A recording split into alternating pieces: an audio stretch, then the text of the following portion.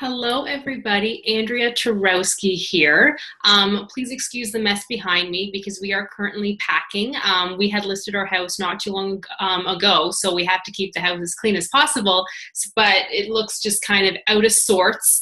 In fact, my webcam was not working, so I am using my Mac laptop. So hopefully everybody can still see me and still hear me okay.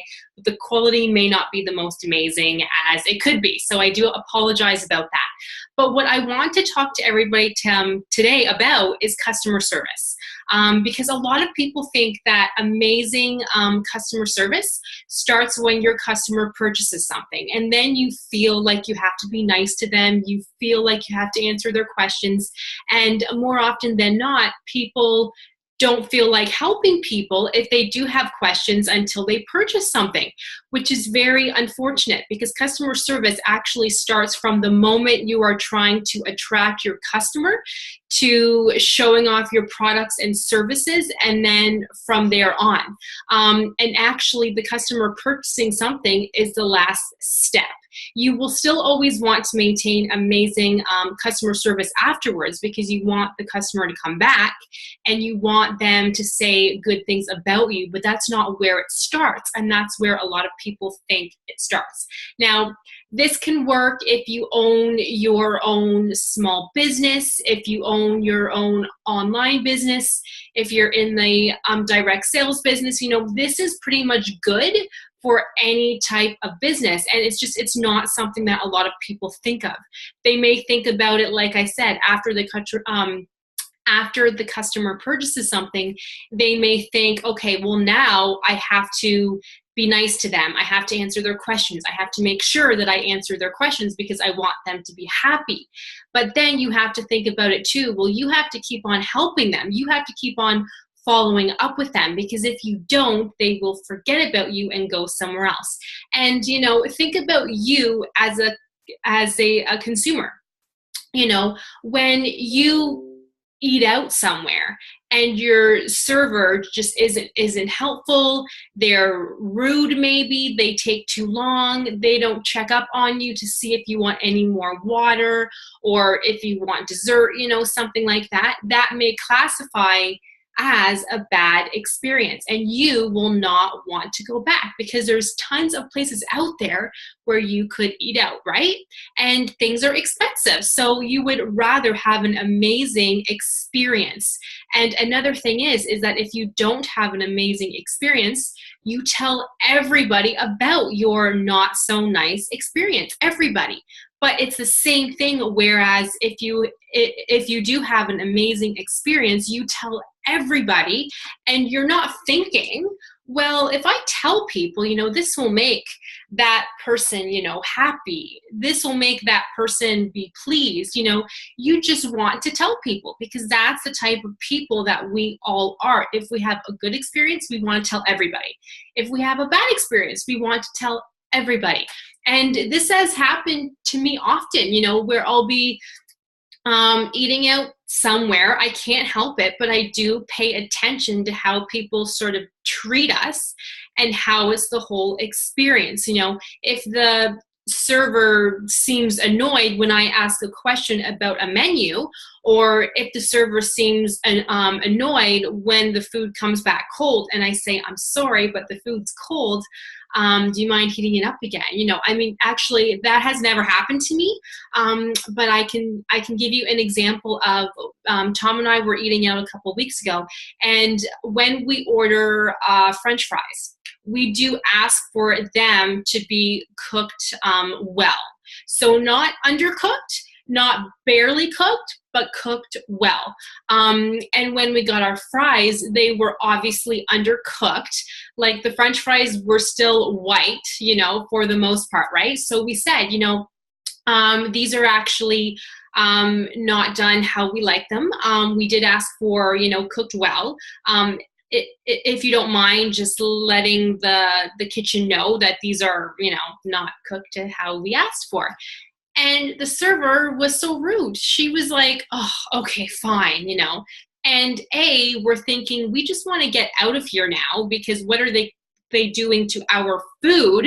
And B, we're not going to come back, because if they can't understand cooked well, it could have happened because the server didn't let them know. It could have happened where they didn't care and they just assumed that we wouldn't notice and not send the food back. But you get the idea. Like I could talk about good experiences, bad experiences forever, but this is just something as an example. Think of your own life. Think of things where you have been happy and things where you have not been happy. So what I want to tell you guys is it starts from number one, you making a website to showcase your product, as an example. That's where it starts. Make it look nice, make it look appealing, make it so if your customers have questions, they can send you a quick email or go on live chat or Facebook Messenger. Let them know that if they have questions, you are more than happy to help them and you will answer them. Don't take a day or two to email them back. Try to do it at least once a day. Now, I'm not saying to be on your email every half an hour, because that is something that I used to do, but we quickly become annoyed that we're always on the computer. And I now let people know that if they have questions, I will try to get to them as soon as possible, but I do tend to check my email now twice a day. That's hard because I used to do it every hour pretty much, but I try not to do it that much. But let people know, let them know that you do hear their questions and that you would be happy to help them out, because there is nothing worse than having a product or a service and then saying, do you have a website? No, I don't. And then you're thinking, okay, well, how can I look at your product and services?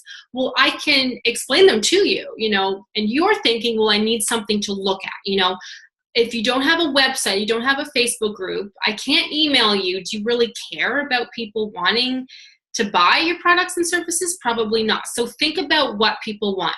I'm not saying that you have to have a website, a Facebook page, Pinterest, this and this and this. No, but think of what people want. If you don't have a website, then at least have a Facebook page of some kind so that people can log on somewhere to look at your products or services or whatever it is you do have. Just think about it from the step one, okay? And again, I hate to repeat myself, but think of yourself as a customer. When you're on a new website, what are some things you look for? If you have questions, are you able to go on a live chat? Yes or no? I love that. When I see that, I love that. If I see that a customer doesn't have an email and only has a phone number and no live chat, I probably won't purchase from them if I haven't heard of them before. Because if I don't like it, if something happens and I have questions, I don't have time to be on the phone. I don't have time to be on hold. Who knows, right? So it's nice to offer different options too. So, email, phone number, a live chat support of some kind if you're able to. That all helps so much. And then the next thing that you have to think about is if a customer has questions. There is nothing worse than having a customer email you and then you email them back with a yes or no answer, depending on the question.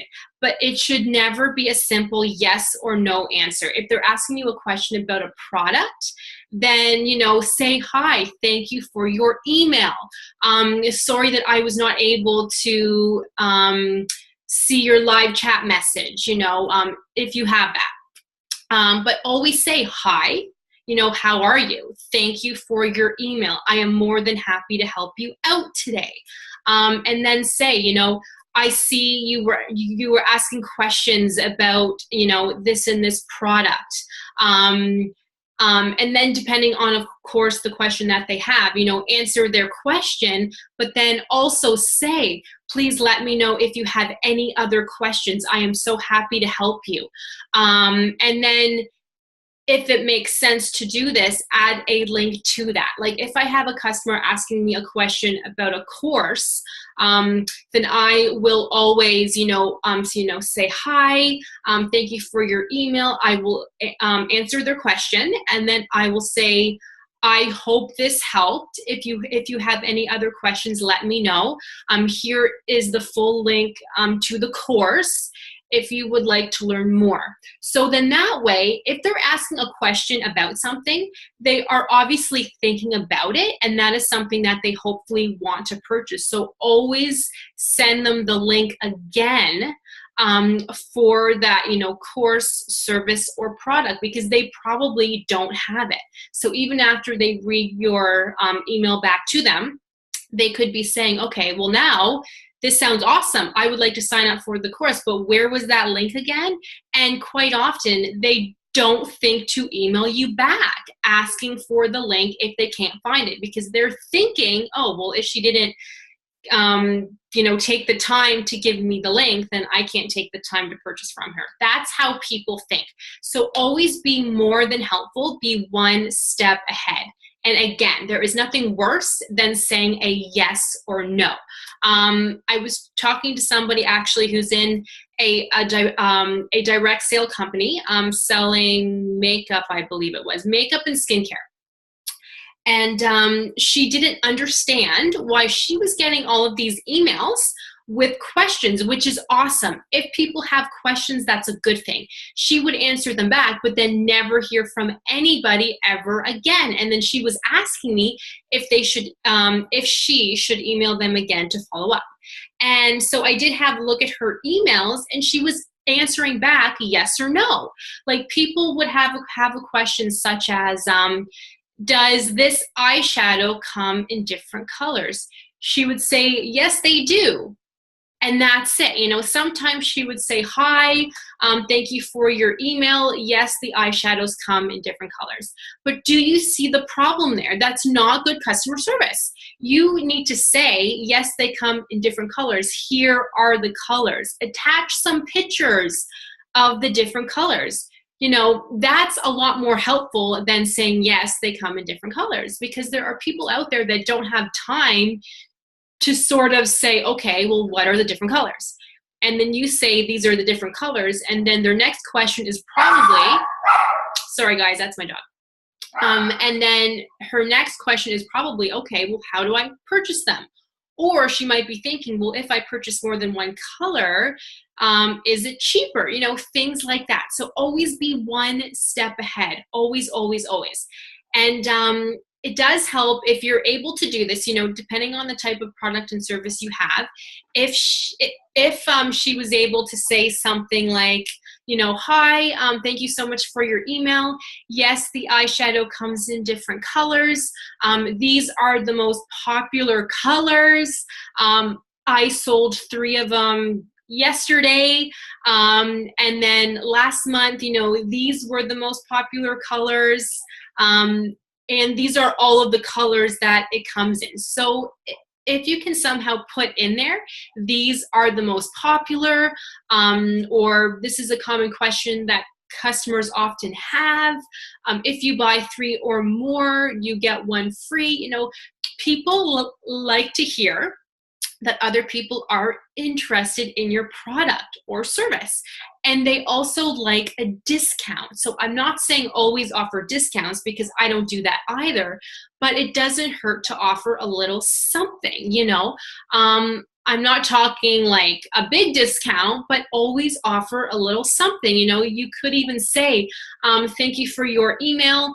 I'm sorry for the confusion. I do hope this helped. I see that you are interested in the eyeshadows. If you buy 2 by Saturday, then I will give you a coupon for 1 free.